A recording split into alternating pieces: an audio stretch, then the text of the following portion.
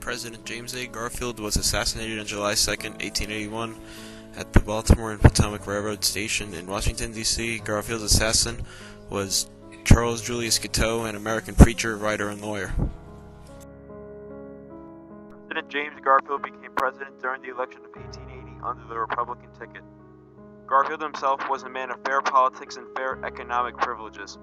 This made Garfield himself a very popular person who was supported by the majority of Americans during this time period. Due to his beliefs, Garfield did spark some controversy with smaller factions within the Republican Party, like the Stalwarts.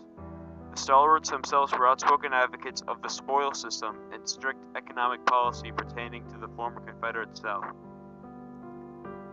This opposition would later prove to be a supporting factor as to why Garfield was the target of a man named Charles Guiteau, a starch stalwart that would later pester Garfield for numerous diplomatic positions under the belief that he was a personal friend of Garfield and Secretary of State James G. Blaine.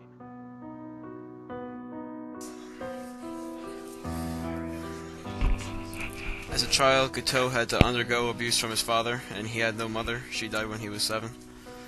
A story in the Chicago Tribune said Guiteau viewed himself as Jesus Christ.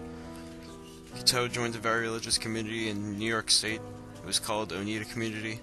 Guiteau ended up not liking the community and left. Guiteau was a stalwart. Stalwarts were opposed to reforms after the Civil War and wanted strict policies for the South.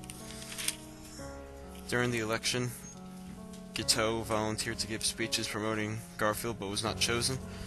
Once Garfield won the election, Guiteau consistently sent him letters about being an ambassador. The newly elected president simply rejected these letters. Guiteau bought a revolver and started stalking the new president, and he had many opportunities to shoot him. On the date of July 2nd, 1881, while President Garfield was at the Baltimore and Potomac Railroad Station in Washington, D.C., he was shot twice by Charles Julius Guiteau. Shortly after the shots were fired, Guiteau yelled out, "I am a stalwart and Arthur is the president now." Leading up to the assassination, Charles Guiteau was upset with how Garfield was handling the government in the few months that he was in power. Guiteau, as stated before, was a loyal stalwart and a strong opponent to the so-called half-breeds faction of the Republican Party. The half-breeds supported policies that economic policies towards everyone, advocated against further chastising the former Confederate states.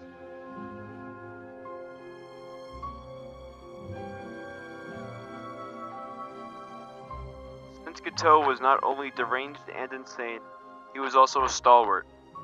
These two reasons obviously caused Guiteau to lose all possibilities of being appointed to a diplomatic position. By losing his possible appointment, Charles Guiteau decided that he was going to assassinate the President of the United States. It is said in Guiteau's personal journal that he prayed for 4 weeks in order to confirm that the voices telling him to kill the President was God and not the devil. Once his mind was made up, he borrowed money from a relative, stating that he needed to pay rent, but later bought a handgun with the money. A few weeks after purchasing the weapon and spying on Garfield's daily routines, he carried out the act on July the 2nd. Once he shot Garfield, he attempted to flee the scene but was tackled by a police officer and quickly disarmed. Garfield, in pain and agony, was still alive and taken back to the White House shortly after the shooting. Despite using all medical methods at the time, Garfield suffered for 2 months with 2 bullets stuck in his back until he passed away on September 2nd.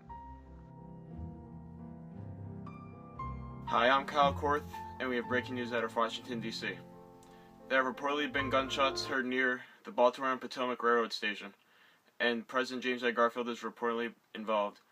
We now go to reporter Matt Gilpin with a first-hand witness. Thanks, Kyle. I'm here with a witness at the Baltimore Potomac Rail Station where he claims he saw the events that led up to Garfield's assassination unfold. What did you see? I saw a deranged man run up to Garfield and shot him twice. Really? And what else happened? The police came and tackled the man, and they told us to back up, and I didn't see anything after that. Did you possibly see President Garfield laying on the ground? Was he alive or not? I couldn't tell. The police told us to get back, and that's all I saw. All right. And did you leave after that and you ran into me? Yes. Okay. So there you have it. Thanks, Matt. Hopefully our president can survive through this. We will keep our viewers up to date on all the breaking news for this event.